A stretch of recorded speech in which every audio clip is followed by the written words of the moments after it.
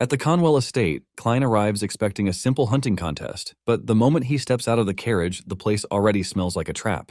Dalton's castle is ridiculously grand. The guests are feasting like nobles at a royal banquet, and the whole event feels less like a hunt and more like a flexing contest for greedy branch family trash. But the real ugliness shows itself when Dalton releases his starving dogs into the forest, only to shoot them down like toys. And if that wasn't disgusting enough, he even dares to touch Erin, calling her Klein's pet maid like he doesn't value his wrist. Klein instantly twists his hand and warns him to back off, but Dalton only smiles like a villain who already wrote his own death certificate. Soon, Klein follows him into the forest alone, and that is when Dalton finally reveals the real hunt. Dog corpses are scattered everywhere, mercenaries surround the area, archers take aim, and Dalton proudly declares that Klein is the final prey. Unfortunately for him, he just picked a fight with the wrong kid. As Dalton mocks the Rhineland family and spits on the future Burkle died to protect, something inside Klein snaps. The weak second son disappears, and the former king of death begins to wake up. Demonic energy floods the forest, skeletons rise from the ground, and the hunters quickly realize they were never chasing prey. What follows is less a battle and more an execution. Klein unleashes his undead army, sending skeletons crashing into the mercenaries from every direction. Arrows become meaningless, swords shatter, and terrified men are dragged down by the very dead they thought they had buried. One by one, the mercenaries are slaughtered. Meanwhile, Dalton realizes his fuck. No matter how many times he chops off the head of the skeletons, it just keeps regenerating. Looking at Klein, his bright mind thinks he would just take out Klein. Well, his cooked because Klein had already seen this. Klein then used his meteor sword slash, ending his sadistic life. So how did it end like this? Let's go back a bit. For centuries, the name Archimonde was enough to send kingdoms into panic. As the strongest necromancer the world had ever known, he commanded armies of the dead and spread terror across the continent. No warrior, king, or army could stop him. That is, until the legendary hero Burkle Rhineland finally brought his reign to an end by cutting him down, or so everyone thought. When he opens his eyes, he is no longer on the battlefield. Instead, he is inside a baby's body. The maids around him are excited because the young lord has finally made a sound. They try to make him say mama, and even show him his mother, the Duchess. But Archimonde's body feels stiff, and before he can understand what is happening, his mouth moves on its own. Instead of acting like a normal baby, he suddenly chants a necromantic formula, calling upon darkness, minions, and soldiers. The maids are horrified because the newborn baby just shouted like a full-grown demon summoner. 15 years pass after that crazy incident. The scene then moves to the Rhineland Duchy, where the baby has grown into a beautiful young boy named Klein. The maids are stunned by his face and hair, calling him a masterpiece of the gods. But while everyone is admiring him, Klein is already tired of the nonsense surrounding his life. That nonsense comes in the form of Priest Garrison Berkman from the Holy Order. The moment Garrison sees Klein, he starts shouting about evil spirits and Archimonde again. This guy is built more like a muscular demon than a priest, yet he keeps acting like he is the Holy One. He insists that Archimonde's soul is still inside Klein's body and that the evil spirit must be purified again and again. Klein denies being Archimonde, but Garrison instantly claims that Klein's face looks exactly like Archimonde's. This annoys Klein so much that he silently calls the priest a crazy bastard over and over again while walking away. But Garrison does not stop. As punishment for Klein's attitude, he orders another naked holy water bath, which makes Klein wonder if this priest is even human. Klein then thinks back to how all of this started. In his previous life, his head had clearly been cut off, yet somehow he opened his eyes again inside a baby's body. And because the first words he shouted were Archimonde's necromantic spell, everyone treated him like a demon from the beginning. Because of that, he was locked inside a monastery for 7 long years. That was also where he met Garrison, the man who called himself a priest of the Holy Order. From that point on, Klein was forced through all kinds of so-called purification rituals. There were holy water baths, Garrison's 24/7 prayer song, and even fire purification. In simple terms, the poor kid was tortured in the name of religion. Now, 5 years after returning from the monastery, Klein is still being watched. His personal maid Arin only wants him to live proudly as a proper descendant of the Rhineland family. She even prepares things for him out of care. But when Klein reacts too harshly, he immediately regrets it, realizing she worked hard for him with her small hands. Unfortunately, the emotional moment is ruined when Klein finds out that the embarrassing hat was actually made by Garrison. The guilt disappears instantly, and Klein wants nothing more than to throw the thing away. Garrison, however, is deeply moved, thinking Klein wore the hat because he appreciated it. But Klein doesn't give two shit and rips it off. Just then, Dunkel, the leader of the Red Chariot Knights, arrives and asks whether the purification ritual is finally over. Dunkel reminds Garrison that the rumors about Klein being Archimand are already over 10 years old, and even the Order has said there are no more issues. But Garrison refuses to let go of his suspicion. He says there is always a what-if, and before leaving, he tells Klein that the next purification ritual is scheduled for Friday. Klein is completely fed up. After receiving a towel, he tells Aaron that he is definitely not Archimand anymore, but inside he admits the truth. He really is Archimand. He just cannot say it out loud, because if he does, there is no telling what kind of torture Garrison will prepare next. Since he was reborn, he has lived under constant surveillance. Because of the rumors from his childhood, he spent 7 years locked away in a monastery. He thought returning to the duchy would finally give him some freedom, but instead, Garrison followed him like a curse. Aaron then explains that Garrison is not just some random priest. He is an agent of the Holy Order, which is a title given only to the strongest members of the Order. Unless it is the Duke himself, almost no one in the family can stand against him. This makes Klein realize just how powerful the Holy Order is, but it also reminds him how powerful the Rhineland family is. Curious, Klein asks who the strongest Duke in the family's history was. Aaron first thinks about the current 7th Duke, Klein's father, but Klein already knows the answer. The strongest was the 1st Duke, Berkel Rhineland. The servants are happy because they think Klein admires the 1st Duke the most. After all, he keeps staring at Berkel's portrait. But Klein's thoughts are completely different from what they imagine. He is not admiring Berkel. He is staring at the man who killed him. Klein realizes that 200 years have passed since Berkel founded the Rhineland family. He still cannot believe it, but he has no choice but to accept the truth. He, the Necromancer Archimand, has been reborn as Klein Rhineland, a descendant of the very man who ended his life. Sometime later, Klein is jolted awake, haunted by a dream of Berkel's final words before killing him in his previous life. He let out a heavy sigh and cursed under his breath as his thoughts drifted to his new reality. In his past life, he had been Archimand, the legendary necromancer feared across the continent as the devil himself. Consumed by rage, he had nearly brought the entire continent to ruin before ultimately falling to the sword of the Northern Knight, Berkel Rhineland. Yet death had not been the end, and when Archimand opened his eyes once more, 200 years had passed since his defeat. And the most unbelievable part was that he had been reborn as a descendant of the very man who had slain him. Now Archimand was Klein Rhineland, and he retained every memory of his former life. Checking out his appearance for what felt like the 100th time, Klein still couldn't get used to his new appearance, especially his hair. Suddenly, a voice interrupts Klein's thoughts, telling him that he was talking in his sleep. Alarmed, Klein looks up to see that it's his eternal nemesis, Garrison, asking whether Klein dreamt of his time as Archimand. Speaking about Garrison, he is a lunatic priest who believes that Klein is Archimand, and for years he has been torturing Klein because of this belief. Klein quickly tries to explain that he was talking in his dream because of stress. But Irene suddenly pops out to ruin his life. Irene confidently yells that she heard everything Klein said while he was sleeping. She then repeats it word for word, describing how Klein wants to destroy the continent, and even mentions that he called himself Archimand. Klein frantically tries to stop her, but Aaron refuses to back down while Garrison quietly listens to her. Fortunately, Klein's butler Berkman steps into the room at that moment to inform Klein that the swordsmanship demonstration will start soon. However, the damage has already been done as Garrison has already heard everything he needs to hear about Klein's dream. Garrison then thanks Aaron for the unsolicited report and firmly announces that Klein will be receiving a double purification ritual. Seeing the scary look on Garrison's face, Klein is terrified as he covers Aaron's mouth with his hand before she gets him into more trouble. Afterwards, Klein barks at the priest, loudly telling him to back off. Shortly after, Klein and Aaron head to the training hall with the butler Berkman to watch the swordsmanship demonstration. When Klein asks Berkman about the event, Berkman simply tells him that the Duke ordered him to attend. Klein is surprised to hear this, and while he wonders why, Aaron asks whether she can take his cookie. Klein lets her have it, but when Berkman tries to remind Aaron of her position, Klein tells him not to be so hard on her since she loves cookies so much. Seeing that Klein doesn't mind, Berkman decides not to be so stuck up.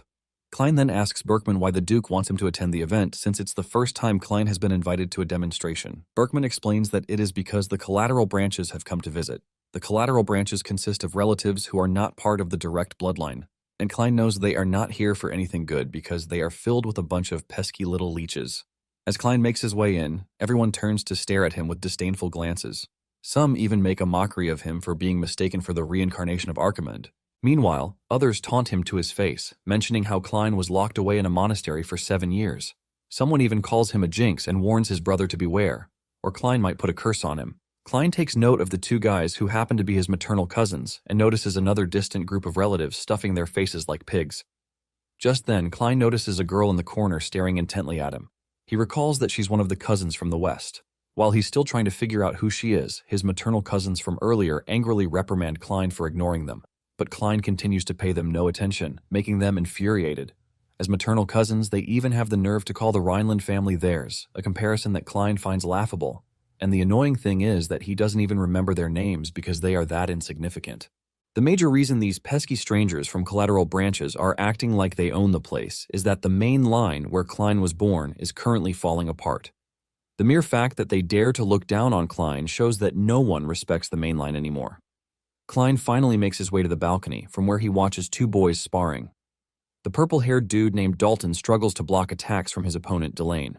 Despite clearly having a tough time, Dalton curses loudly, telling Delane to stop holding back and come at him for real. Meanwhile, Delane seems to be breezing through without any effort as he tells Dalton that the match is already decided. However, Dalton refuses to back down even though his opponent has the advantage. While observing the match, Klein notes that the main line of the Rhineland family has one last hope left, and that is Delane, Klein's half-brother. Delane is the eldest son of the Rhineland family, well known for being a peerless genius. Thanks to Delane's talent, the Rhineland family still enjoyed a reputation as a lineage of master swordsmen. However, Dalton, a member of a collateral branch, seemed intent on dragging that reputation through the mud. As Klein continues to watch them spar, his eyes suddenly light up. This is his first time seeing a familiar swordsmanship in his new body. As Dalton charges forward to attack, Delane swiftly dodges and the next moment appears behind Dalton. Klein's eyes continue to sparkle, and as he observes Delane's swordsmanship, Klein can clearly see the footwork, the timing of the launch, and even the mana flow. Meanwhile, the attack takes Dalton by surprise, and it is none other than the Rhineland secret technique called Meteor Sword. With a single strike, Delane unleashes the Meteor Sword on Dalton, effortlessly ending the match. Pointing his wooden sword at Dalton, Delane calmly reminded him of his earlier words that the match had already been decided from the very beginning. Meanwhile, the audience is amazed by Delane's sword technique, and they praise him for confidently pulling off the Rhineland family's signature technique in front of everyone. This show from Delane wasn't just a simple, impressive technique, but it was meant as a statement to the collateral branches to show them that the main line is still strong. After observing the match, Klein begins to rub his eye, wondering what just happened to him. But before he can figure it out, Delane calls out to him. Delane cheerfully greets Klein, asking how long he's been watching, and says that Klein should have told him he was coming to the demonstration. He awkwardly claims that he would have tried to fight Dalton a little harder if he knew Klein was watching. Klein quietly observes his so-called half-brother and admits that Delane is actually impressive. Klein also notes that Delane has good looks, excellent talent, and a great personality. Klein then asks Delane why the collateral branches came, as he wonders if they came to squeeze out money from the main line. Before Delane can respond, the Duke interrupts them, commending Delane for doing a great job. He also praises Delane for mastering the family's meteor sword technique. Speaking about the Duke, he is Heinkel Rhineland, Delane, and Klein's father, and the 7th Duke of Rhineland. From the way Heinkel looks at Delane and praises him, Klein guesses that Delane must be the last shred of pride that Heinkel is holding on to. Just then, a knight of Rhineland named Dunkel also praises Delane for his mana control and precision. Dunkel proudly declares that no knight at that age can even attempt what Delane has achieved. Delane tries to be humble, but Heinkel reminds him of the final words of their ancestor Berkel, which state that a knight of Rhineland must always be the greatest in the empire.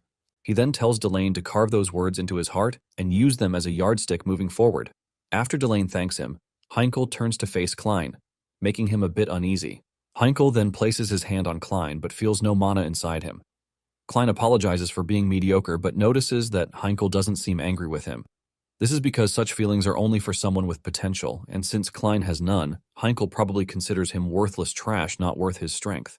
Dunkel then begs Heinkel to spare Klein and explains that Klein's poor aptitude is because he wasted his time at the monastery. Meanwhile, the audience begins to gossip about Klein's poor skills and even compares him to his half-brother. They also begin to trash-talk the main line for being incompetent, and they use this excuse to argue that the collateral branches should take over. While everyone talks trash about Klein, Heinkel comforts him, telling him that there are other paths to take besides the sword path. Klein, on the other hand, doesn't care about the insults, but the fact that the family the great Berkel fought for is finished. He couldn't accept that this trashy, greedy bunch is the same trash Berkel risked his life for back then. Soon afterward, Delane, Heinkel, and Dunkel leave the hall, and trouble immediately finds Klein.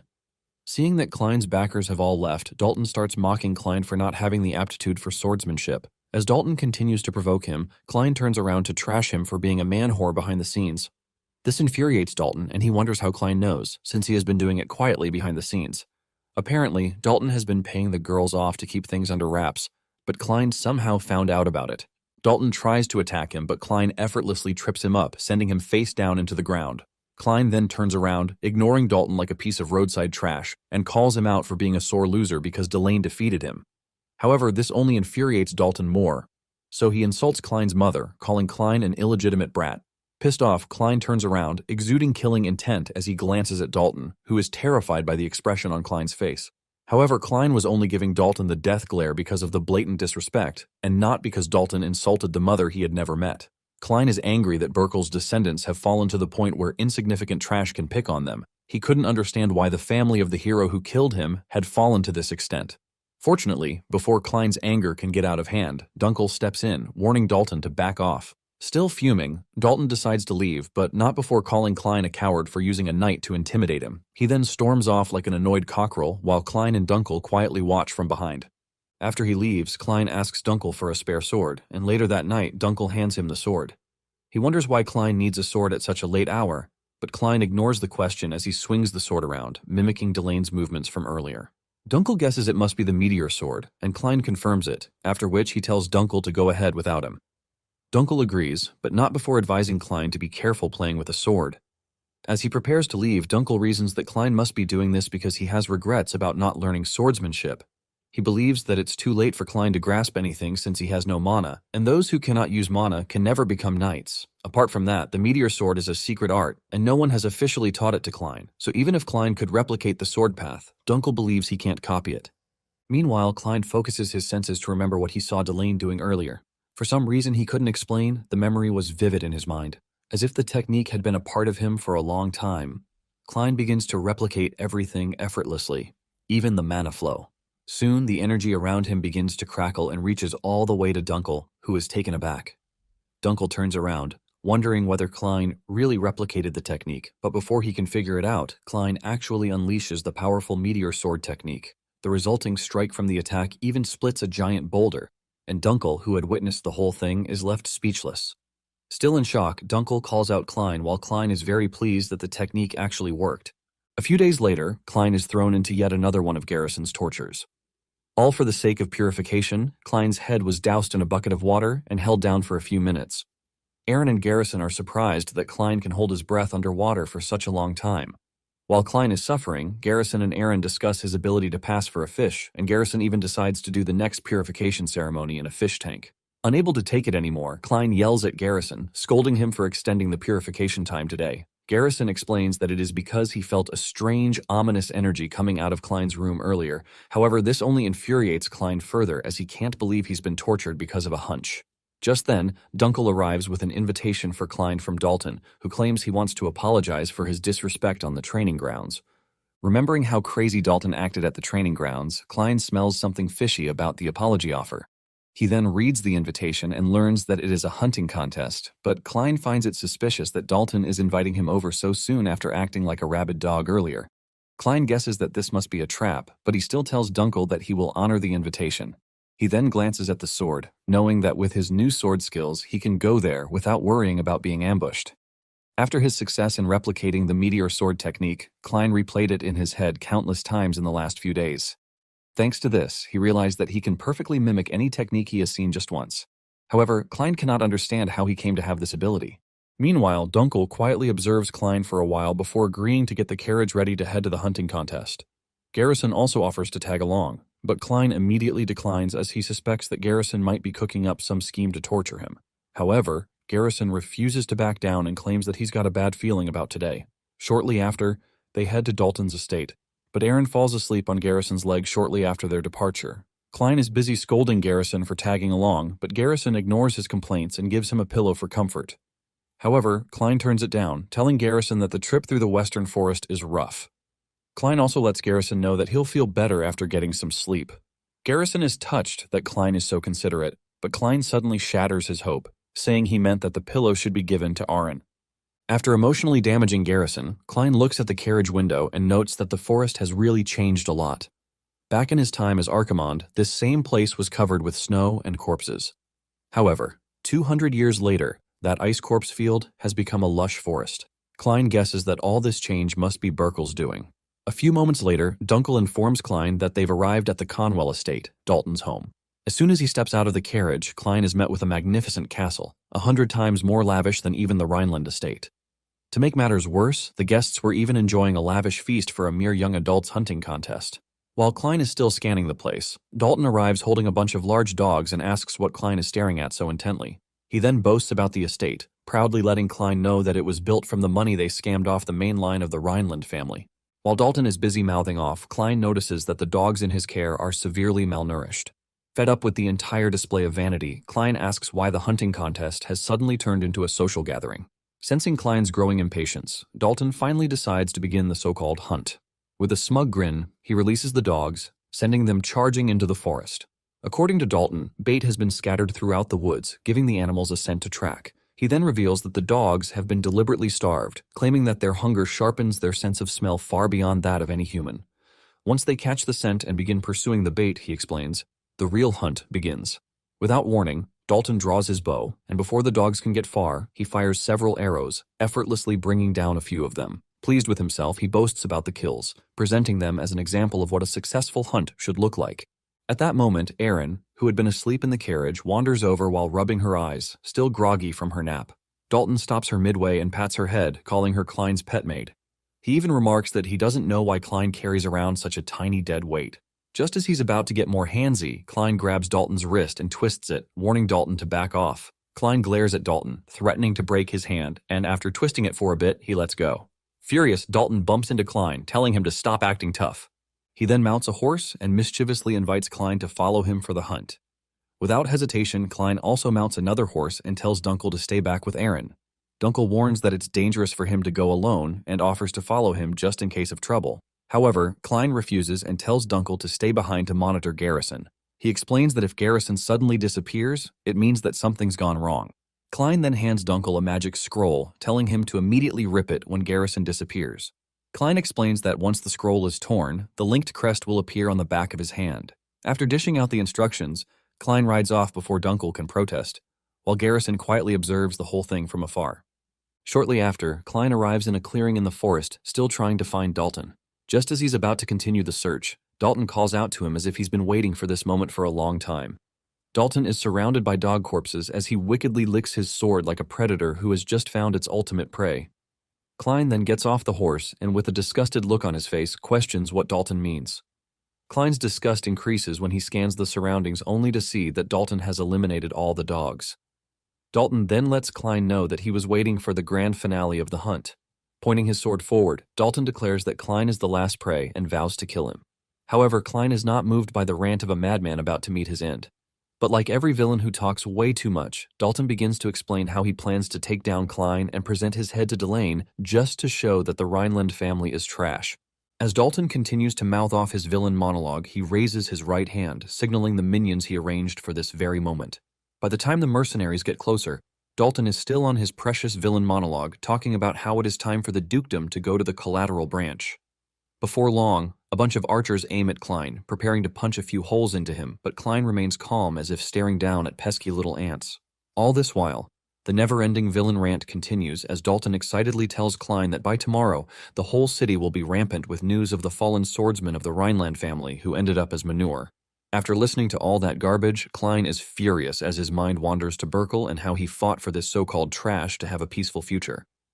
Klein then scoffs at poor Burkle's legacy, and soon he begins to laugh uncontrollably as if possessed.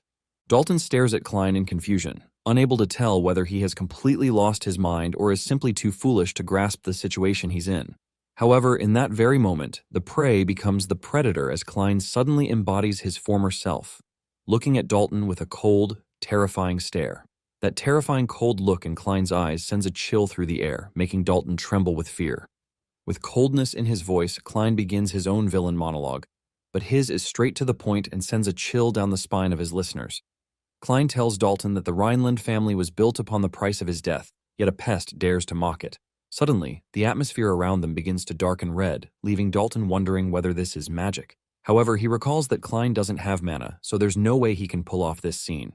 As the energy around Klein thickens, he lets Dalton know that it isn't magic, but demonic energy. Soon, demonic energy begins to swirl around Klein, whipping up powerful gusts of wind that almost sweep Dalton and his minions away. As the dark aura intensifies, Klein's earlier words finally sink in. and Dalton vaguely recalls hearing something about demonic energy. Unfortunately, Klein has no intentions of stopping anytime soon, and with a calm, commanding voice, he begins chanting an ancient demonic incantation, calling upon ancient buried souls. Invoking his name, he orders them to feast and devour as he summons a bunch of undead skeletons. One of the guys about to be cooked is horrified at the sight in front of him, and a chilling thought creeps into his mind as he wonders if Klein could truly be Archimond. Before long, Klein is surrounded by a legion of shrieking skeletons as he continues the chant, telling them to devour until their resentment is satiated. After summoning his little league of undead, Klein begins to feel that familiar sensation he thought he had long forgotten. 200 years later, that feeling of standing in a corpse field now felt like something from a distant past. However, Klein could still feel that sensation echoing endlessly through the darkness and the voices of the dead calling out to him. Having that familiar sensation sweep through his body, Klein fully embraces it. Meanwhile, the side dude, who had now recognized the monstrosity in front of him, skeptically calls Klein Archimond. Klein wickedly responds, saying he used to be called by that name. However, some of the other mercenaries still doubt, since the story about Klein being Archimond was nothing more than a rumor. However, seeing the scary skeletons in front of them, they can't help but be skeptical that the rumors might actually be true. Meanwhile, Dalton watches the entire scene unfold in silence, as though his brain needs extra time to process what he's seeing. After a long, awkward pause, some of the mercenaries burst into laughter, mocking the grotesque skeletons for their bucket-shaped heads. A few even ridicule Klein, questioning why he bothered summoning such low-level trash. Klein can hardly believe his ears, as these were some of the very same skeletons he once used to nearly bring an entire continent to its knees, yet now they were being dismissed as worthless garbage.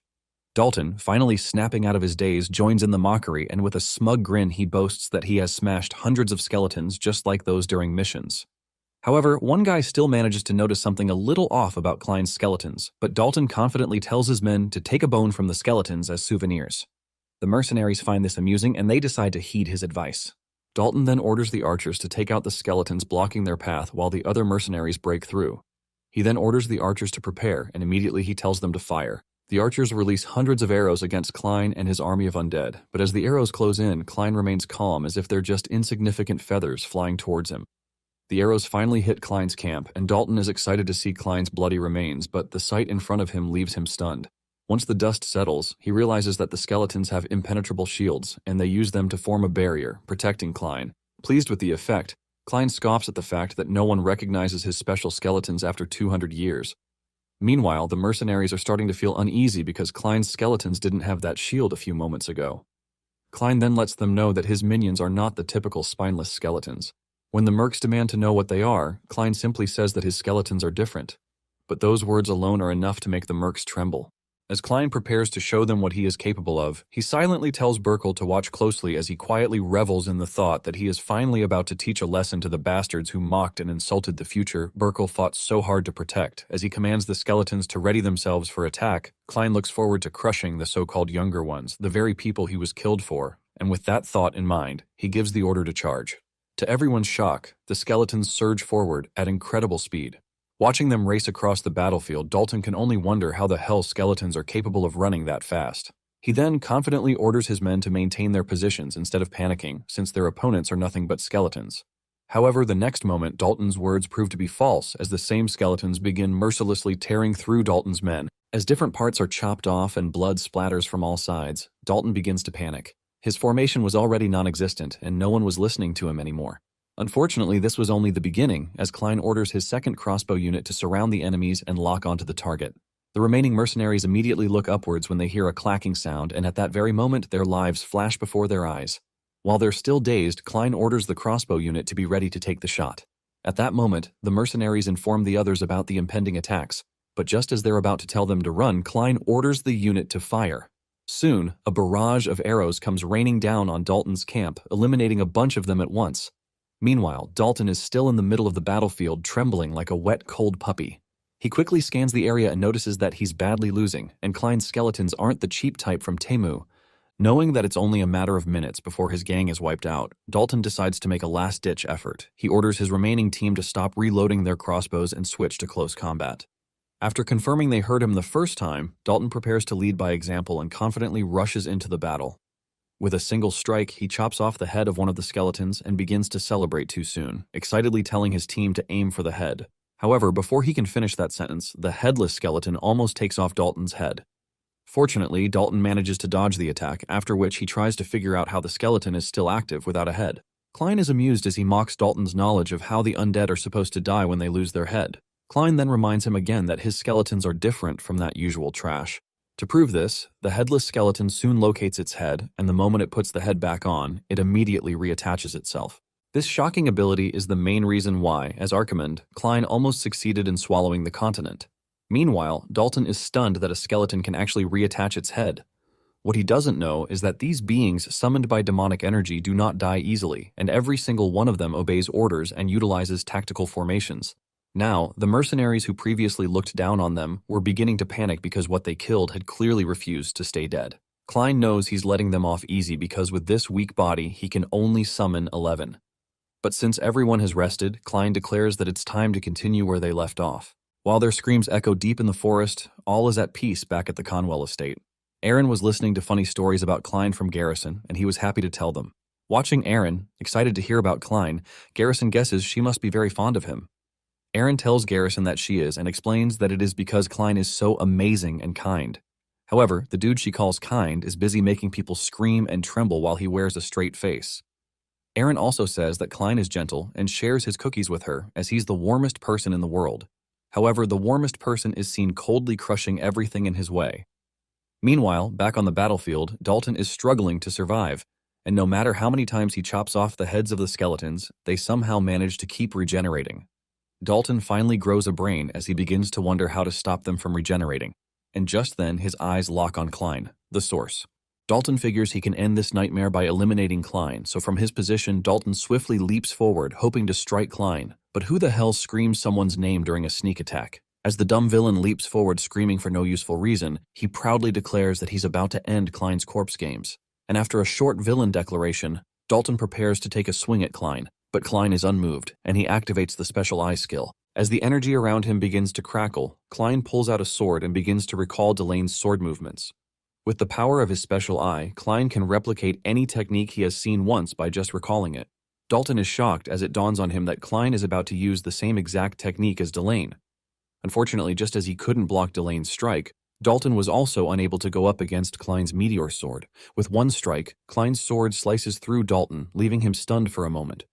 As the fatal injury snuffs the life of Dalton, Klein tells him not to expect a peaceful death and declares that Dalton's judgment begins now. After eliminating Dalton, Klein reveals that Dalton's theory about eliminating the caster to make the Necromancer's creations lose their power was right. After all, as Archimond, Klein was defeated because he couldn't overcome that weakness. But by a twist of fate, Klein can now protect this same power thanks to the Rhineland ability. Basically, Klein has gotten stronger because of the blood of his enemy Burkle. Looking at the fading Dalton, Klein makes up his mind to change things now that he has been reborn into this new life. Dalton overhears this, but just as he's about to question Klein, Dalton breathes his last. Klein, on the other hand, strengthens his resolve to help Burkle rebuild the ruined house of Rhineland. Shortly afterwards, Dalton awakens in a pitch-black place, unable to make sense of his bearings or see anything. He tries to move, but realizes that he has been strapped tightly to a chair, unable to move no matter how much he struggles.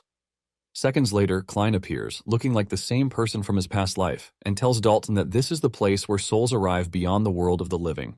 He then introduces himself as Archimond, explaining that he created this afterlife zone. While Dalton tries to make sense of the gibberish, Klein reads out Dalton's charges like the devil judge. He reveals that while Dalton was alive, he starved and tortured dogs. Dalton also habitually committed abuse all in the name of hunting, and Klein remembers the joy on Dalton's face when he committed these atrocities. Meanwhile, Dalton is still confused about his situation and barks at Klein to explain instead of talking nonsense.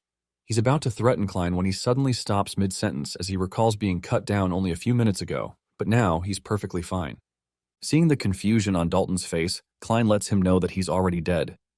Klein explains that the purpose of this afterlife is to return one's karma, and Dalton is only here to receive the karma from his life. Dalton protests, refusing to accept he's dead, so he tells Klein to quit the jokes and simply let him go. Unfortunately, Klein doesn't care whether Dalton believes him or not as long as he pays for his sins.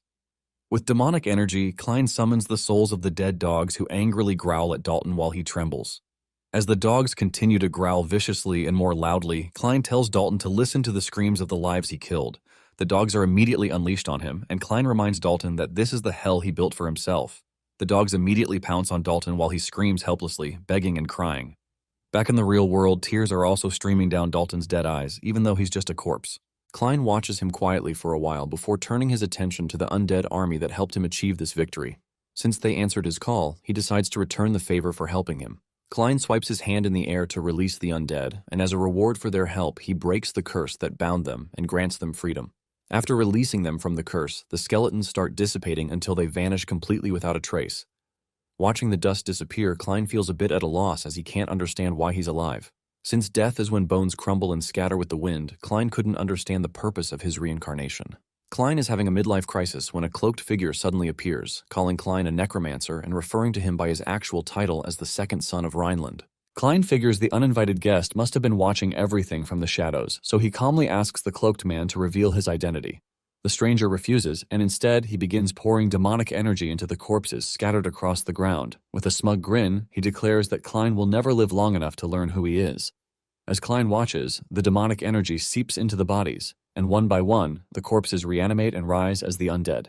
Klein quickly recognizes that the man is using soul return magic to control the dead, which means he is a necromancer. The cloaked man then remarks that although Dalton failed, the corpses should still prove useful. After saying that, he lets out the usual kind of laugh for every weak, disposable villain. Back at the Conwell estate, Dunkel is worrying about Klein when Aaron approaches to tell him all the stories she heard from Garrison. But Dunkel is not in the mood for small talk as he continues to think of Klein while staring at the magic scroll. He wonders why Klein would take an emergency magic scroll, and what worries him more is that it's already been 3 hours since Klein entered the forest, yet there's still no news about him. Dunkel finds this suspicious, and the whole thing was already giving him a bad vibe. Unable to stay still anymore, Dunkel prepares to head out to search for Klein, but a couple of grunts try to stop him. They remind him that leaving his post might cause problems, and the hunting contest is still in progress, so he should hold on a bit longer. As Dunkel quietly observes the grunts, he notices they're wearing the Conwell family crest on their uniforms, making him realize they're Dalton's lackeys. This immediately sets off all the alarms in Dunkel's brain, so he decides to intimidate them, reminding them of his position as the knight commander of the main line. He also threatens to teach them a lesson if they keep blocking his path, and with one terrifying glare, the grunts freeze on the spot, scared out of their minds. A few minutes later, Aaron calls out to Dunkel, asking if something's wrong, but Dunkel simply lets her know that he's going out to find Klein. He then tells Aaron to head back to the family estate with Garrison, but Aaron reveals that Garrison has already left. Dunkel is surprised to hear this and wonders when Garrison slipped away. Aaron then tells Dunkel that the priest had a serious expression on his face before leaving. Dunkel immediately recalls that Klein told him to tear the magic scroll if the priest suddenly vanished. Dunkel hurriedly mounts his horse, noting that Klein's disappearance wasn't a coincidence.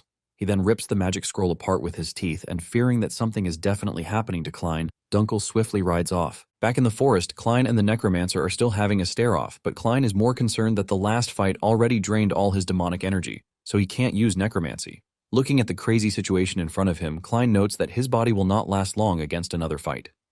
Meanwhile, as soon as the Necromancer orders his minions to attack and eliminate Klein, the slowest undead in zombie history advance towards Klein, growling. Despite being at a disadvantage, Klein remains unbothered as he taunts the Necromancer for trying to eliminate him using such mid-soul return magic skill. Just then, the back of Klein's hand begins to glow, signaling that the magic scroll has been ripped. The undead soon draw nearer, growling and raising their weapon to strike him, but with a mischievous grin, Klein tells the Necromancer that he's totally screwed. Just then, a purple light bursts from the crest on the back of Klein's hand while the Necromancer is utterly confused by what Klein means. Before he can even figure out what is going on, a bright golden light appears as Garrison jumps in front of Klein, taking out some of the zombies with holy light. Garrison then begins to chant holy spells while purifying the undead in his path with holy light. After taking them down, Garrison urges Klein to relax, and at the same time the Necromancer is still frozen in shock by what he just witnessed. Looking at Garrison, the Necromancer immediately recognizes him as the famous Holy Agent. Meanwhile, Garrison towers with confidence, surrounded by bright golden light, comforting Klein to rest easy since a powerhouse like him is here. Speaking about Garrison being called the Agent, there are 3 human weapons who carry out the Pope's orders with absolute obedience. These 3 are the Church's strongest assets, and they're the only ones capable of wielding the holy relic left behind by St. Gall. It is said each one of these agents possesses the power of an entire fortress, and among them, the one who boasts the greatest raw strength is none other than Garrison. As more of the undead continue to attack, Garrison effortlessly crushes them with his fist while chanting a prayer to purify the undead. Garrison breezes through the horde easily, taking a few heads without breaking a sweat, making it clear that this dude needed to be in a remake of The Walking Dead. While Garrison is exerting what he calls judgment, the main sinner who started the whole saga in the first place watches in shock. He begins to question every single decision that brought him here and seems to understand why an agent of the church would be involved in this simple mess. The dude is even more shocked by Garrison's insane power, so he decides to make a run for it, knowing he messed with the wrong dude. As Garrison heads towards him to purify the source, the masked dude tries to bolt, since facing a monster wasn't part of the job he was paid to do. Unfortunately, before he can take a few steps, he is pulled off the ground like trash as Garrison grabs him by his head. While flailing midair, the dude's mask falls off, and he tries to plead for his pathetic life, but Garrison begins to crush every bone in the guy's face like pudding. While the masked dude struggles to breathe, Garrison ignores all his protests and decides to finish his prayer. Before the prayer ends, the dude's eyes are already almost popping out of the sockets, and as Garrison finishes reciting the prayer, he effortlessly crushes the guy's head. His eyeball even bounces off all the way to Klein's feet. Once Garrison is done, he calls out to Klein, who is so uneasy after witnessing Garrison's terrifying strength. Garrison barely took a step and merely charged forward, yet by the sheer pressure of his aura, over 20 corpses were shredded into pieces on the spot. Klein is uneasy as Garrison approaches him with bloodied hands, and as the blood drips on Klein's hair, Klein is terrified, thinking he's the next cabbage to be shredded. Garrison then says he rushed over after sensing a trace of necromancy coming from the forest.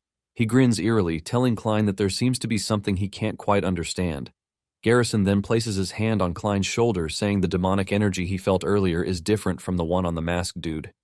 At that very moment, Klein's heart drops, and seeing the expression on Garrison's face, Klein is certain that the priest is ready to erase him here if he slips up.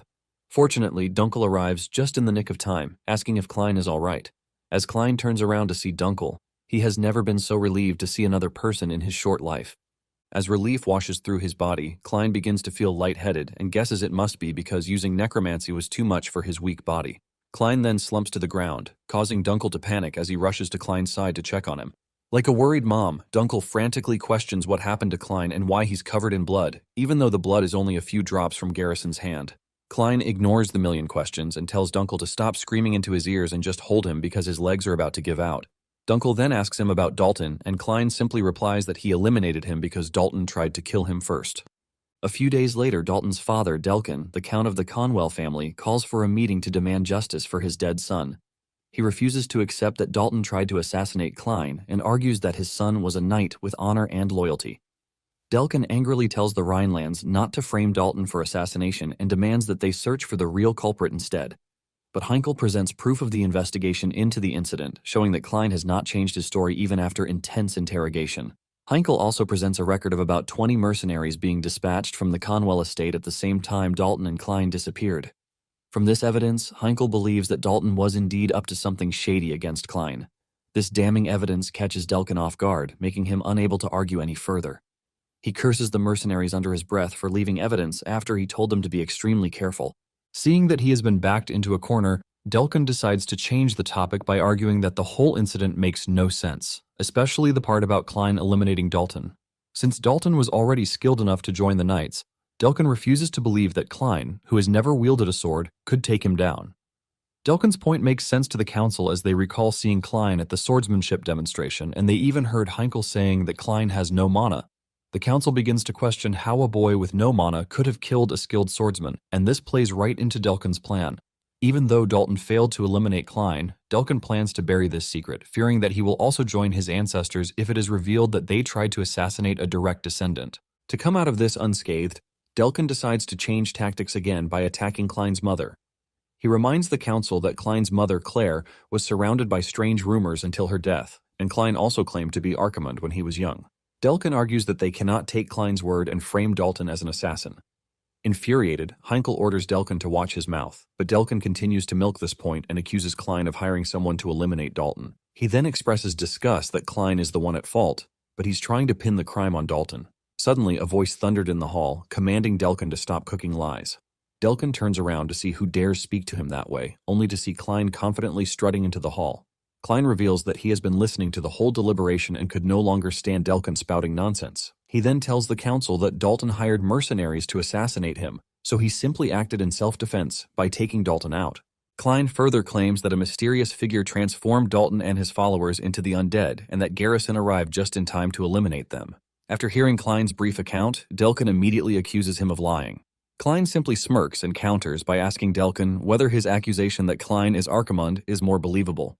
Seeing that his plan has backfired, Delkin immediately grits his teeth and shuts up. However, all this was part of the resolve Klein made after eliminating Dalton. He swore to restore the Rhineland family that was built upon his death with his own hands. Klein refuses to let Burkel's legacy be defiled by these leeches who call themselves Descendants, and the beginning of Klein's plan is to put the collateral branches in their place. A few moments later, someone knocks on the door, and the pretty girl who was at the last meeting enters, apologizing for being late. She's immediately announced at the door as Laya Paulweavern, commander of the Blue Holy Spear Knights. Klein wonders what she's doing here, and he recalls that Laya was also at the swordsmanship demonstration. Delkin then tells Laya that she shouldn't be here since the matter has nothing to do with the Paulweavern family, but Heinkel reveals that he invited Laya to participate in the gathering. Since Dalton had previously participated in missions under her knight order, Heinkel believes she has every right to attend this meeting. As soon as Laya takes off her jacket, her eyes glance towards Klein's direction, and their eyes meet. She then waves to him, asking if they can talk in private. Klein is puzzled by the sudden invitation and wonders why Laya wants to speak with him in private. Klein is displeased when Heinkel grants Laya permission to speak with him in private without consulting him first. To make matters worse, Heinkel tells him not to take too long. The entire situation irritates Klein, especially since he has never been fond of knights. However, after giving it some thought, he realizes this could actually work to his advantage. Klein concludes that there are only 3 reasons Laya would want a private conversation with him, and that is verification, suspicion, or some kind of test. Regardless of her intentions, he is prepared for whatever she throws his way. With that, he excuses himself and follows Laya, feeling like a lamb being led to the slaughter. Even so, Klein has no intention of backing down, and he no longer wants to run from problems, especially now that he has a clear goal. In fact, he has already resolved to use everyone around him to further his ambitions, no matter who they are. A few minutes later, the pair enters a side room, and the moment the door closes behind them, Laya suddenly pins Klein against the wall in a rather questionable manner. As if that were not shocking enough, she immediately asks if she can touch him. Klein is caught completely off guard, as if the sudden wall pinning isn't startling enough on its own, but Laya's bizarre request leaves him even more unsettled. Talking about Laya, she is the eldest daughter of the Paulweavern family, which is one of the 3 great ducal houses alongside the Rhineland family, and she is good with the spear. Thanks to this, she has been made the captain of the Blue Holy Spear Knights. Because of how talented she is, she has a whole load of records to back it up. She had once wiped out a whole horde of monsters single-handedly while protecting civilians at the same time. She sounds so tough as she orders Klein to follow her quickly, but in Klein's defense, he tells her that he is obviously right behind her. Laya then tells Klein not to think that they are family because they are nowhere close. Previously, Klein's father had told him that his aunt was the second wife of the Duke of Paulweavern, which makes Laya his cousin. This is what Klein heard from his father, but it appears that Laya is the daughter of the first wife, so they share no bond, which means they are total strangers. Just then, Laya tells Klein that she has something personal to check out. And this is when Laya pushes him to the wall. She gets closer with her cute lips, asking our guy if she can touch him. 1,000 questions run through Klein's head when he hears this, as he wonders what Laya's plan is. Klein tries to understand her, but she grabs his arm to investigate. She starts pressing his body to check out the texture of his skin. She confirms that there is no single scar or blister on his hands, and she compares Klein's hands to a baby's. Laya admits that master swordsmen don't have calluses on their hands, but at least there are specific areas that get tough. After she is done with her inspection, she looks Klein dead in the face and lets him know that she can clearly see that he has never touched a sword before because his hands show no trace of swordsmanship whatsoever. With this, Laya expresses her confusion about how he is able to defeat Dalton, a trained knight alongside 20 mercenaries too. Just then, Laya jumps to the big question, asking Klein if he is hiding another power, but Klein pushes her away. Klein scoffs while asking Laya if she is suggesting that he is Archimond. From their short interaction, Klein could already see how dangerous Laya is because she is not just curious, but she is actively looking for a reaction, not an answer. With his current stance, silence is going to be an admission, while any attempt to hesitate will only confirm her suspicion. With this, Klein realizes that the only way out is to be more aggressive and confident than her. Klein speaks up with confidence, asking Laya what the issue is if he is really Archimond, but before he can finish his statement, Laya laughs at him.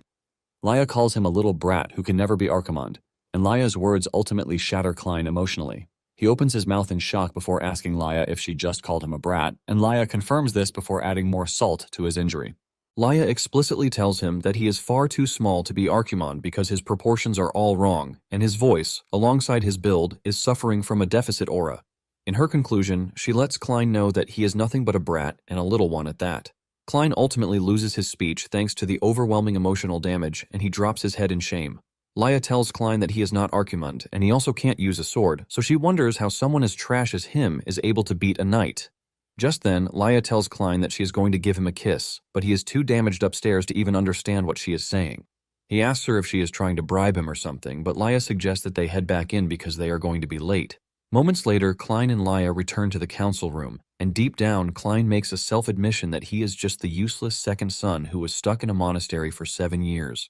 He understands why they are not going to believe him if he says he killed Dalton in self-defense. The Duke is still asking Laya what they talked about when Klein suddenly gets everyone's attention by stomping his sword into the floor.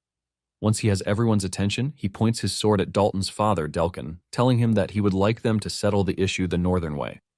Klein shocks everyone when he demands a trial by combat, and this immediately gets the whole room talking. Apparently, it is an ancient northern judicial tradition that is used when a dispute cannot be easily resolved. Basically, there are no limits on weapons or techniques that can be used, and the outcome of the duel turns out to be the final verdict. It is basically a case of where two sides fight it out, and the winner becomes the right one. Delkin expresses his shock, and he starts asking Klein why he would pick something like this, but Klein lets him know that there are 100 reasons to. Klein reminds Delkin that despite evidence that his son attempted to kill him first, he still wanted to frame.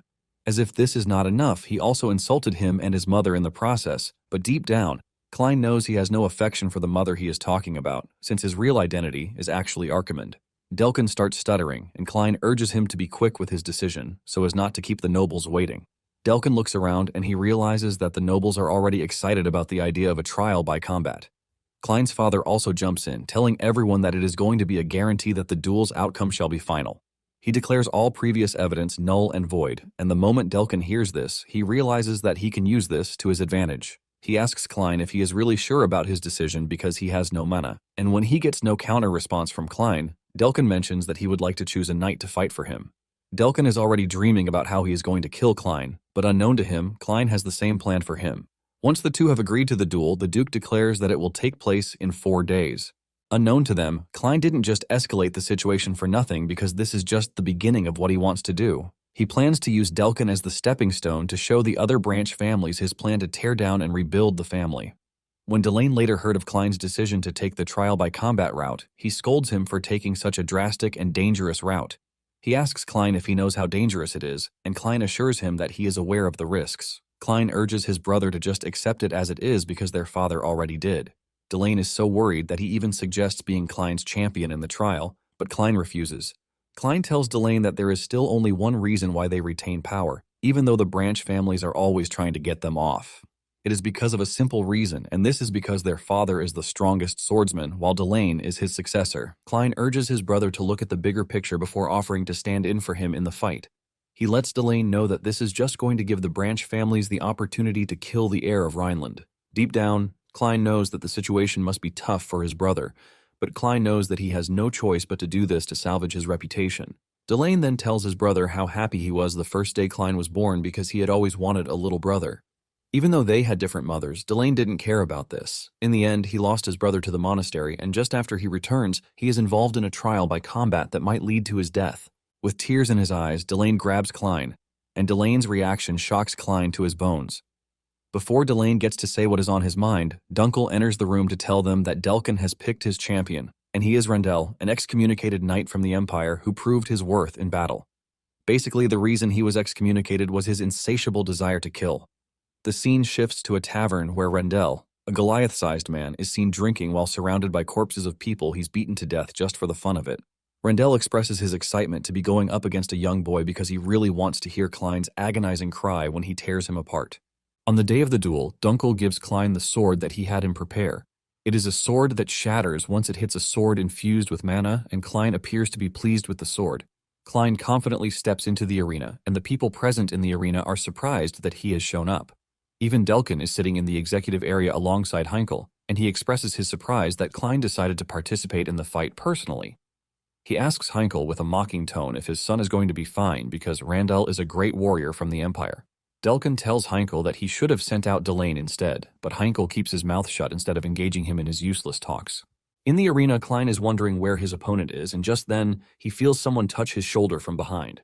It turns out to be the towering Randell, and he grabs Klein, saying he is excited to know what sound he will make when his neck snaps. In reaction to the dude suddenly touching him from behind, Klein leaps away from him and the spectators are shocked to see Klein running away from his opponent. Delkan capitalizes on this, telling Heinkel that there is no way Klein will be able to handle the duel because he is already running even before it starts.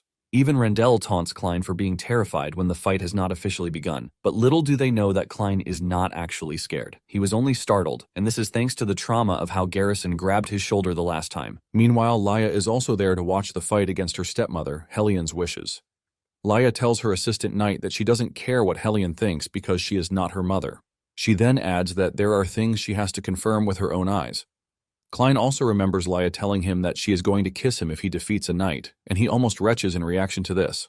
Klein warns Randell not to touch him again, but he still did, and Klein doesn't hold back in throwing a jab at him, telling him that he is so ugly, which is why the Empire abandoned him. This cuts deep into Randell's soul, but he tries to act tough, and he tells Klein that since he has a foul mouth, it makes it all better. Realizing that Randell is not going to let go of his coat, Klein starts undoing his coat button. Just then, Randell punches where Klein is standing with so much strength that it caves in. However, when everything clears off, Randell realizes that he is only holding Klein's coat. The spectators, on the other hand, are left raving because of how powerful Randell is. When the dust finally clears off, they see Klein standing in the distance, well away from Randell. From their first encounter, Klein already figures out that a direct confrontation with Randell is a no-no. If he even attempts to parry his attack, he will be the one to be crushed instead. And with this, Klein realizes that he cannot afford to joke around with the match. Those who are watching admit that Klein dodged Randell's attack so well, but the problem is how he is supposed to win against a giant monster like Randell. Delane can hear the people talking about how Klein will die in the fight, and this scares him. Randell makes another move by lunging toward Klein, but Klein dodges the punch before pulling out his sword from the sheath. He aims at Randell's neck, but Randell easily grabs him like a piece of Lego and swings him in the opposite direction. Klein maintains his aura by landing on the sword and maintaining his balance. Before he even gets the chance to rest, Randell dashes at him, swinging his sword at him. Klein manages to block the attack, and Randell teases him, telling him that he can't win just by running around. Randell mocks Klein, telling him to use his necromancy power, asking him if he is not the great Archimond. Klein hears this, and the anger causes his demonic energy to leak out. Randell feels the aura, and he leaps backward in fear. Even those who are watching wonder why Randell suddenly jumped backward, but they are so deluded by the fact that Randell is only taking it easy on Klein. Randell, on the other hand, knows he could feel an ominous aura like Archimond's swelling all around Klein. Delkin panics when he sees his champion acting all strange, and just then, Klein assures Randell that he doesn't have to worry because he is not going to use necromancy on him. Since he is a Rhineland, Klein knows that the arena is a place for him to prove himself through the sword alone, so he is obviously not going to use necromancy. The crowd starts cheering for Klein, roaring his name, thus turning the atmosphere around. Delkin's confidence vanishes, and he finds it hard to sit down comfortably again. Back in the arena, Randell doesn't want to accept what he saw, and he concludes that it is nothing more than a coincidence, because he is several levels ahead in both stamina and strength. In addition to this, he knows that Klein has no aura, and he decides to tap into his knowledge of Imperial swordsmanship, whose strength lies in its unrestrained use of mana. This is a skill that heightens one's breathing, muscles, and even the blood flow, thus pushing every sense to the limit. With aura overflowing in and around his body, Randell dashes toward Klein with the intention of taking him down before he can react. However, Klein still manages to dodge this, and he starts following Randell's paths to observe his technique and mana capacity. His eyes turn purple as he observes all of Randell's sword paths, and moments later, Randell gets really mad that he hasn't been able to cut Klein. He unleashes a massive aura imbued in his sword and tries to smash Klein to oblivion. The sword hits and delivers a massive blow to the ground, but when the smoke clears, he realizes that Klein has vanished. Randell starts getting worried because this can only have happened if Klein was able to read his sword path in such a short amount of time. Suddenly, Klein appears behind him with his sword perfectly aimed at him since he is completely wide open. Using the meteor sword technique, Klein delivers a powerful cut that slices through Randell's back. Everyone watching, including Delane, recognizes the sword technique, and Klein being able to use the technique shocks them to their bones. Randell screams out in pain while wondering how Klein is able to do this without mana. Laya, who is fully focused on the fight, turns red like a tomato when she sees this in complete disbelief. Before the fight, Heinkel had expressed his regrets to Dunkel in his office. He regrets the fact that he can't do anything about the situation because if he intervenes, the family's honor will only get worse. However, he was worried because Klein's opponent is a seasoned warrior, whom he definitely stands no chance against. Dunkel asked him why he allowed the duel to stand when he knew that Klein had no chance. Heinkel says Klein stood up for his late mother, and Heinkel hates himself for not being able to save him when he was branded as Archimond and locked away in the monastery. Because of this, Heinkel doesn't think he has any right to stop him as it is, and Heinkel scolds himself for being so incompetent. However, Dunkel urges the man not to worry himself because Klein never picks a fight he knows he can't win. Now that the Duke is seeing his son fight firsthand, he is left in complete shock because Dunkel was right about him. Talking about the Rhinelands, they had minimized their mana consumption to the barest minimum to help survive the freezing snowfields where they live. The Imperial swordsmanship that Randell uses can be compared to predation, which overwhelms the opponent by pouring in mana all at once, but Rhineland's technique is based on moderation.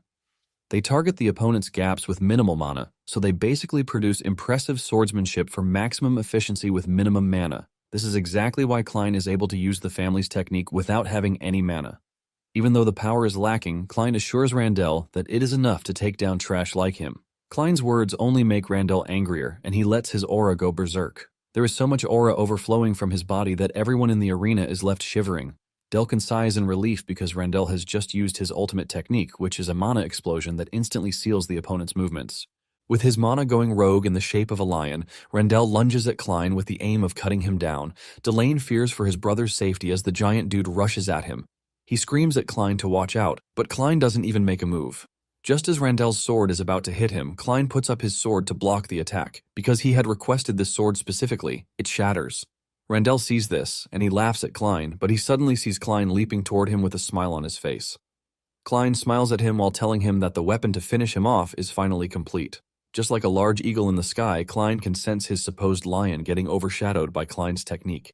Before he realizes it, Klein's short sword slices through his right arm, cutting his arm off while still holding onto his sword. His hand flies off with blood trailing it, and the moment the hand lands on the ground, Heinkel stops the fight. He concludes that the duel is over, and the spectators are all left with their jaws on the ground. Even though the family's swordsmanship can be used with minimal mana, Dunkel is still impressed that Klein was able to execute everything with precision and to perfection. In addition to this, Dunkel realizes that Klein intentionally lured Randell into breaking his sword just to land a strike at close range. Even though they don't want to believe it, Dunkel knows that no one can disagree that it is a total victory for Klein. Randell grabs his arm in pain as blood gushes out and he screams in agony. He crashes to the ground like a kid, rolling around like he was stung by a bee. Medical staff rushes into the arena to cast healing magic on Randell's bleeding arm, and Klein asks them if the severed hand can be reattached. The healers tell him that it is impossible, so they will have to make him a prosthetic arm later. Klein is disappointed when he hears this because even after 200 years, healing magic still hasn't grown. Just then, Klein's father walks up to him, asking him how he is able to stand unfazed even after seeing a severed arm. This is when it dawns on Klein that he is actually supposed to act all scared, since he is no longer Archimond. He wonders if he should pretend to be scared when Delkin walks into the arena to voice his discontent. He claims that it is impossible for Randall to have lost to Klein while talking about the enormous sum that he paid Randell. Heinkel turns to Delkin, telling him that following their agreement, he has to admit his fault and fulfill the winner's demands. However, Delkin refuses, saying he lost his son and personal knight, and he is still ranting when he suddenly gets the sensation of his head flying off his shoulder. He hears an ominous voice in his head and he crashes to the ground in fear. Klein whispers in his ears, commanding him to confess his sins to Heinkel and beg for forgiveness on his knees. Klein orders Delkin to bow and beg for mercy, and after this, he is going to be crushed by the weight of his sins forever. All Delkin can see and hear is Archimond's overwhelming aura crippling him, and he quickly bursts into tears. He bows his head, admitting that he was wrong while confessing that he tried to kill Klein. It turns out that Klein was able to get Delkin to do this because he is using the voice of the dead, which is originally meant to summon the souls of the deceased. However, this voice induces an incomparable terror in a living person's body. Delkin continues begging for forgiveness while confessing all the wrongs he's done, and this is because he is losing his mind, thanks to what Klein did to him. The other branch families are left in total disbelief because their leader is literally crashing like he is nothing. With Delkin confessing his sins, Klein decides to use this as an opportunity. He wants to use this to announce his presence and set the family in order. Klein calls on everyone to get their attention, and he lets them know that he is the son of Grand Duchess Claire Rodalicis and the second son of the strongest knight, Heinkel Rhineland. He basically announces his name to everyone present in the arena so that they can get familiar with the new changes that are about to take place in the family. Meanwhile, Garrison is seen barging into a temple where a cardinal named Morlock is praying. Garrison tells Morlock that the target he is observing was attacked by a Necromancer. Just then, Morlock tells him that he doesn't have to worry about this because it is all part of the plan, as the man was sent through the Holy Order's cooperation with the Empire.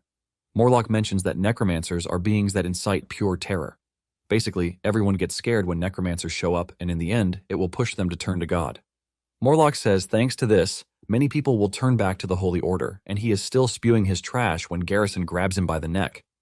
Garrison is completely pissed at the fact that a servant of the Holy Temple has fallen for political games and compromised with evil. He tightens his grip on Morlock's neck until he crushes his head. Just then, a man in white, Palamon L., who is the Archbishop of the Holy Order, steps into the temple. He walks through the corpses of priests whom Garrison has killed on his way in, and he taunts him, saying he has killed more priests than necromancers. Garrison turns to Palamon in anger, asking him if everything that he just found is his doing, and Palamon denies this. However, he mentions that he gave his permission, and he tells Garrison that he brought some information for him. He's in the middle of his statement when Garrison dashes toward him with a punch meant to tear his head off. But Palamon vanishes before Garrison can even reach him. Palamon reappears behind Garrison, and he calmly continues with his statement, telling Garrison that necromancy usually leaves a trace behind. Palamon whips out a cross, which he claims contains the said traces, and it belonged to the necromancer that Garrison killed. He mentions that one trace is reanimation, which is the art of raising corpses that the Empire is hell-bent on perfecting. The other trace is a formula similar to the archetype of necromancy that deals with souls rather than bodies. He gets Garrison's attention when he mentions the archetype of necromancy. Palamon mentions that this is proof that there were two necromancers at the scene. Palamon then hits the nail on the head, telling Garrison that the target he is monitoring is a necromancer. 7 days after the trial, Klein thought that by announcing himself after the trial, everyone would finally get to recognize him, but it appears that the body of the 15-year-old that he is currently stuck with can't keep up. While he is busy in his chambers reading books, Erin is there playing with a doll and munching on her favorite cookies. Frustrated, Klein tells her to go to her room to play by herself, but Erin claims the dude is also playing. Klein scolds her, asking her if she can't see what he is currently reading, but Erin claims that it is a novel, which is the same thing as playing. Klein decides not to argue with her again because she is right. The cover of the book he is reading might look like a common novel, but the inside is filled with his secret notes on anatomy, magic circuits, and spell formations. Basically, the book is all about necromancy, and Klein has his reasons for reading. With his current body, he can only summon 11 skeletons at best, and even though his control is stable, he lacks the numbers for a war of endurance, so he has to do more research. However, he has one problem. And this is Garrison, who is hell-bent on wiping out any and every trace of Necromancer. Klein knows that Garrison already suspects him, so he has to find a way to regain his original power before he comes looking for him. However, he is left wondering how he is supposed to do this without getting caught by the others at the estate. Later on, Klein is summoned to his father's office, and his father tells him that they have received reports of undead sightings near the mine. Klein doesn't waste time before accepting to go on the mission to investigate because real combat is essentially the best form of research. Heinkel expresses his worries because there were reports of casualties, but he assures his father that he has nothing to worry about. It turns out that after the trial, his father has finally acknowledged him, and since it is an undead case, Klein wants to see if it is related to the ones who attacked him before. Klein considers this an opportunity to use necromancy as much as he wants because he is going to be alone. However, his plan gets totally ruined because Heinkel ordered Dunkel to accompany him on the mission. While they are camping out for the night, Klein makes a meal for them, and the meat looks pretty sumptuous. It turns out that the role of cooking and hunting has completely fallen to Klein because Dunkel, who is a knight commander, is pretty useless in these aspects. Dunkel is overwhelmed with guilt that he is useless when it comes to areas like this, but Klein urges him to just eat his dish, assuring him that he is going to grill some more meat in a bit. Klein is not even moved by something of this kind because he spent years running from knight orders. Moments later, Dunkel talks about what is bothering him, and he tells Klein that whenever he looks at him, he feels like he is completely different from others of his age. Dunkel mentions that with everything he has seen Klein do, it sometimes makes him think he might actually be the reincarnation of Archimond. Klein quickly cuts in, telling Dunkel never to mention something like this in Garrison's presence, and Dunkel assures him that he will never try since he knows the trauma Klein has gone through in Garrison's hands. Dunkel then continues by saying Archimond was a devil who turned millions of Northerners into undead. Dunkel suddenly feels a change in the atmosphere, and he thinks it is the wind, but Klein speaks up with a stern voice, telling Dunkel to never speak of such a subject again. Dunkel is shocked by the seriousness in his voice and the scary aura that is radiating from his body. Just then, they hear screams coming from the village, and the two run over to investigate, only to find the villagers being chased down by a group of undead. Dunkel jumps in to cut down the undead with a single slash. He misses one of them, and he turns around in fear that it would have overpowered Klein, but to his surprise, Klein had handled it. Klein then tells him to stop worrying about him and save the villagers instead. Dunkel acknowledges the order and continues cutting down the undead till there are none left. After they are done, the villagers thank them and they ask them who they are. Dunkel then tells the villagers that standing before them is the second son of the Duke. Dunkel then asks them when the undead start appearing, and while he is interrogating the villagers, Klein is investigating the undead. He figures out that the undead is a form of reanimation magic that is used to revive and control corpses. Basically, it is the same technique that was used by the Necromancer who attacked him in the forest. One of the villagers mentioned that the undead started appearing about 2 months ago, which was right after the Count's family restricted access to the mine. He reveals that it was around this time that people started disappearing too. To make it worse, all the undead that they just defeated are residents of their village, and Klein is stunned when he hears this. Out of nowhere, one of the villagers grabs Klein, asking him if he is truly a Rhineland. Klein stays mute because he doesn't understand what is going on with the dude, and he continues shaking Klein vigorously, telling him to answer the question. Dunkel jumps in to pull the dude away, and the dude screams out in agony, saying they have requested help for 2 months, but they didn't get a single response. He is pissed that they are just showing up and still have the guts to ask when the whole issue started. He mentions that the person that Klein just killed was his father, and all his father did was work day and night in the mine, only to be turned into an undead.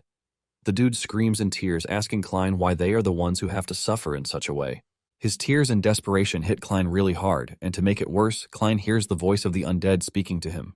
Klein yells at the complaining dude, telling him to shut his mouth and not blame him for what happened to his father and the rest of the victims because he wasn't the one who turned them into the undead. While Dunkel is holding down the grieving man, Klein starts chanting some weird necromancy command.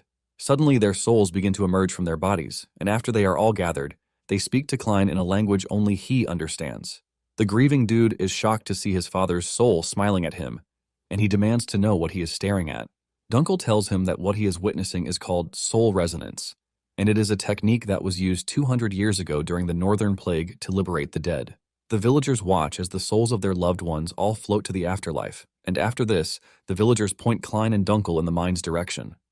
On their way to the mine, Dunkel asks Klein what the spirits said to him, and Klein subtly replies that it was nothing. He says they were just thanking him for helping them find peace, and they also begged him to avenge them. Dunkel is surprised when he hears this, and his conviction that Klein is Archimond's reincarnation crosses his mind again. He also remembers how Klein reacted when he mentioned Archimond earlier that day. Dunkel then unsheathes his sword, and he places it on Klein's neck, telling him that he has one question for him. With a stern and serious voice, Dunkel asks Klein to reveal his true identity.